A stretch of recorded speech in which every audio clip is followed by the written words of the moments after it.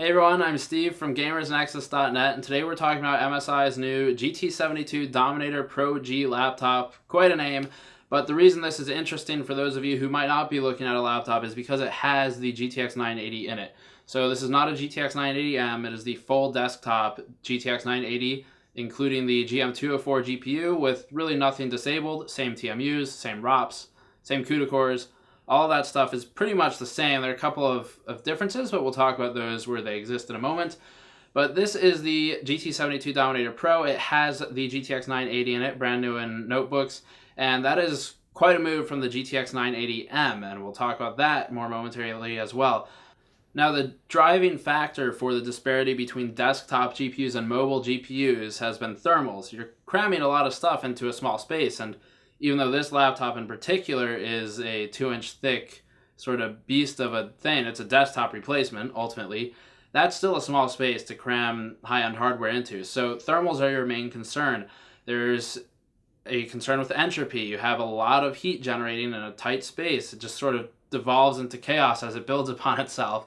And that's why you see some of the notebooks, like I'm sure many of you have had experiences or have friends who've had experiences, where you'll have to reflow solder or reflow thermal paste, apply new thermal paste to cracked or worn compound on notebook GPUs. That stuff happens because it gets so hot inside of the chassis. With a traditional notebook cooler, you normally have a fairly simple system of an aluminum cold plate, maybe two of them, one on the GPU, one on the CPU, and then that runs, in a lot that I've seen, a single heat pipe, made of copper often, from the two cold plates, and those connect to a single fan, which dissipates the heat as it generates from the cold plates, which are attached to the actual die of the CPU or the GPU.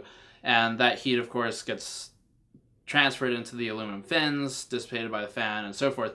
That is a fairly limited system, and with a desktop setup, even with just the GPU, the video card itself in a desktop, you have a lot more cooling potential. So that's been the limiter. And to give you an idea of what that difference has been, the GTX 980 in desktops is about 30% faster than the 980M. So why does that happen? Well, it's because of those thermals. NVIDIA, specifically with the 980M, reduced some of the complexity of the GPU. It's still the GM204 GPU, but instead of the GTX 980, where you've got more than 2,000 cores, the 980M has around 1,500 cores, so a lot has been removed there, and that sort of corresponds with the 35-ish% delta that we've seen in our tests.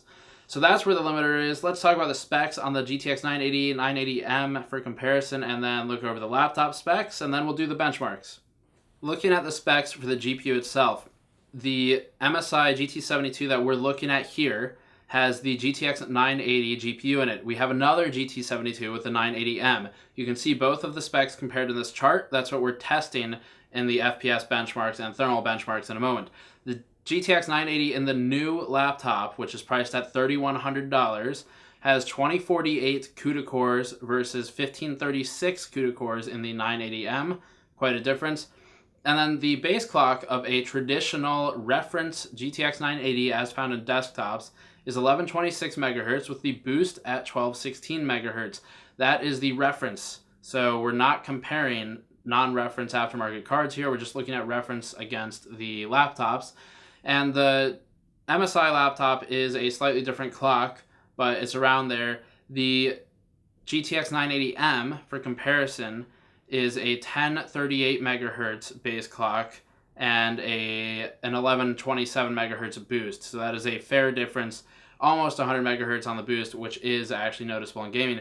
The GTX 980 in the notebook transfers 144 gigatexels per second, just like its desktop counterpart. It's got 128 TMUs, 64 ROPs, and the memory spec in the laptop is similar to the desktop version, but it's got one main item that's different, and that is the OEM can decide if it's 4 gigabytes or 8 gigabytes of GDDR5, whereas the desktop version is just 4 gigabytes flat. In terms of the laptop specifications, our model for review has a 17.3-inch 1080p display, is about 2 inches thick at its fattest, and has a 75 hertz G-Sync display in that 17.3-inch space. So the item here to note, of course, is that it's got G-Sync. That's still new to laptops. and it's 75 hertz, so that gives you a bit more FPS than 60.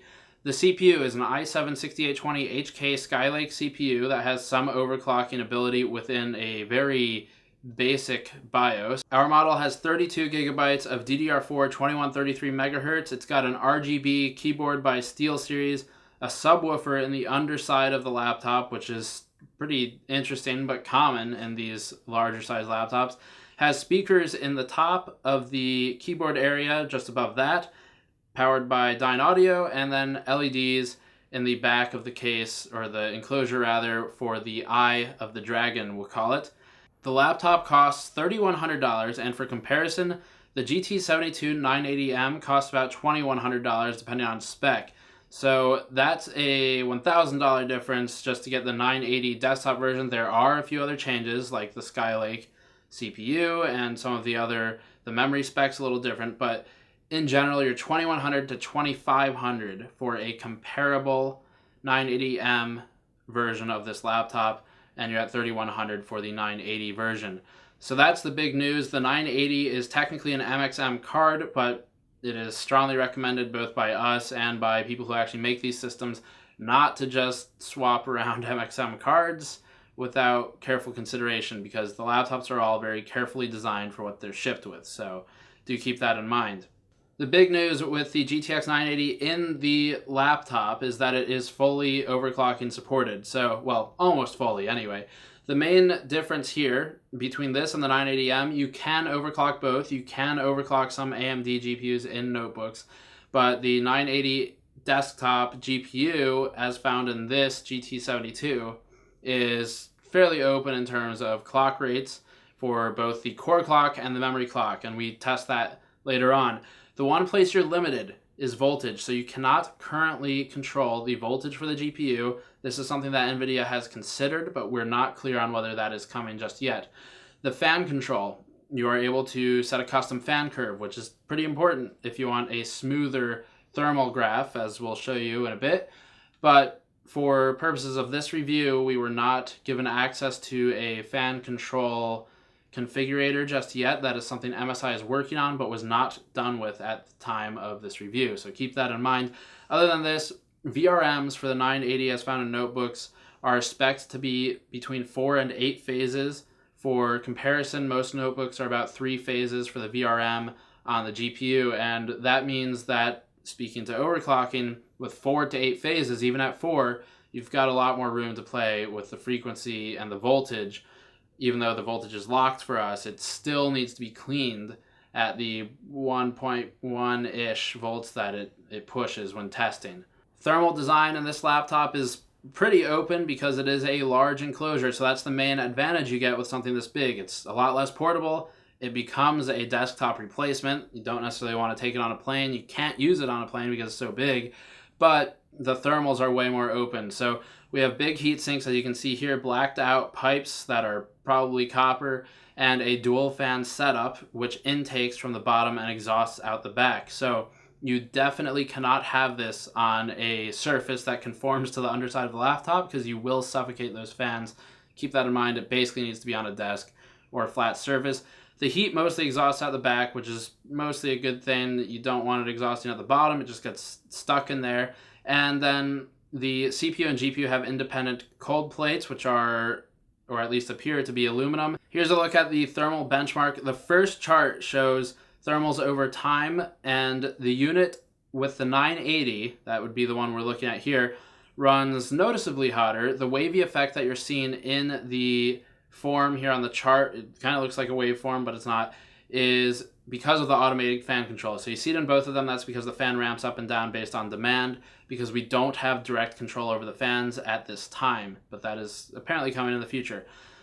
Equilibrium puts us at 54.74 Celsius for the 980M, 63.45 Celsius for the 980 in the laptop, and a reference of 61.4 Celsius for the desktop GTX 980. So just slightly cooler than the laptop version, though obviously your cooling configuration matters here. There are a lot of testing concerns with the setup like this, and we've taken those into account for the desktop to laptop comparison. The main one is you want to run not necessarily a clock for clock, you don't have to do that, but you want the frequency to be as close as possible with the CPUs, And the architecture doesn't have to be identical. It is okay to deviate from that as long as they're similar. So we're running a 4790K versus the i7 Skylake CPU in this one. They're both i7s. They're both hyper-threaded, 4 cores, 8 threads. That's very important. They have pretty close to the same frequency for the clock rate. And then we disable Turbo Boost on the desktop version for important testing and validation reasons. The other item to look for here is GPU-bound games. So because we're trying to compare the GPUs, we don't want to look at CPU-bound games, often RTS games, top-down strategy or world-building games, things like that. StarCraft is a good example. Grid Autosport is also somewhat CPU-bound. So we eliminate those games to do a strict GPU to GPU comparison. Jumping into the benchmarks, games saw about a 20 to 29% gain over the 980M and about a 5 to 10% loss against the desktop GTX 980, which is really not bad. Dirt Rally, the GTX 980 laptop is at 85 FPS versus 980M laptop's 66 FPS, so that's quite a difference, and enough to jump to 1440 with some settings tweaks if you have a GTX 980 laptop that supports it. This one does not. You could run DSR if you wanted to, but that's the room to play that we're given here. You will be happy with a 980M at this FPS, of course. That sounded very forceful. You will be happy. But at 66 FPS, it's pretty hard to complain, especially on a laptop. So yeah, there's a difference, but it's not enough to really change the world with Dirt Rally.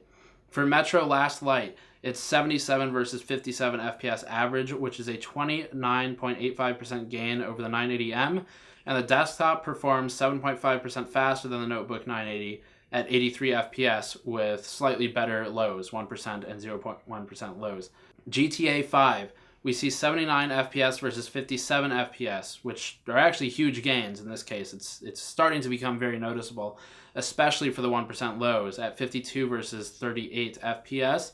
And that means you're going to have less noticeable dips and drops in frame rate when you're playing. So that is actually a fairly important metric. That is a 32.4% difference delta over the 980M. And that's important if you want to use the more advanced settings, which we did not use the advanced settings tab for this. We just used the normal graphics tab. And if you want to use mods, then it's helpful there too. There's a 6.14% disparity against the 980, which sits at 84 FPS. The Witcher 3 at 56 FPS versus 39 FPS on the 980M again shows a difference, and this is the biggest difference in terms of playability between the two laptops. At 39 FPS, you're not going to have a great time playing. You can force it, but you'll want to drop the settings. At 56 FPS, you're really close to that magical 60 FPS mark for playability and fluidity of the frame rate. So that does make a noticeable difference, and you can probably drop one setting to get to 60 if you really wanted, but 56 is certainly playable on The Witcher 3. With the desktop, we see a 61 FPS, which is an 8.55% advantage over the laptop 980. Here's our overclocking chart. The final OC was plus 200 megahertz offset, which put us at 1405 megahertz core clock, and we had an 80 megahertz memory offset that put us at 3580 megahertz. Here are the charts showing that difference in the real world, so you can look at some of the benchmarks here. In some instances, we see the overclock was actually enough to overtake the reference 980, and that's obviously because the 980 is referenced. So if we used an aftermarket 980 by any of the add-on board partners, it would outperform in all these tests. If we overclocked the reference 980 on desktop, it would outperform. But this just gives you an idea of where the laptop 980 falls and what it is capable of in terms of FPS and performance. Battery tests are on the website, and that is linked below in the article. But we saw a little over an hour of battery life with the GT72 Dominator Pro G when gaming. Certainly not bad, and very similar to the GT72 with the 980M. So that speaks to the efficiency of the new unit. There's a bit of a difference, but not much of one.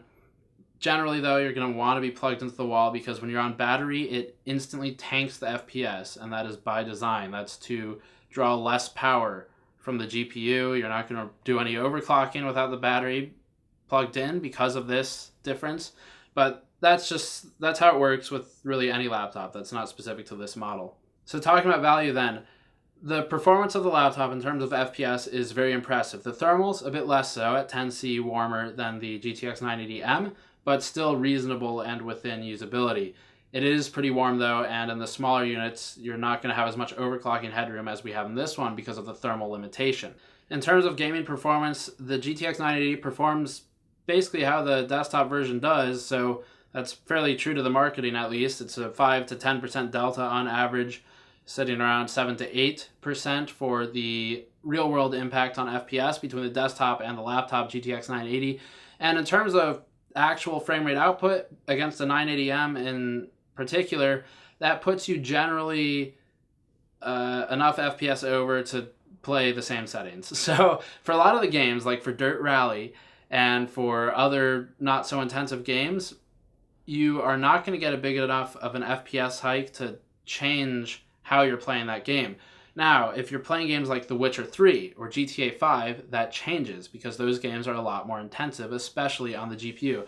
So in these instances, especially The Witcher 3 or similar games, you're getting enough of an FPS hike from the non-M version of this GPU to increase your settings quite a bit in some instances, going from 40 FPS on the 980M to almost 60 on the 980 with The Witcher 3 at Ultra and 1080.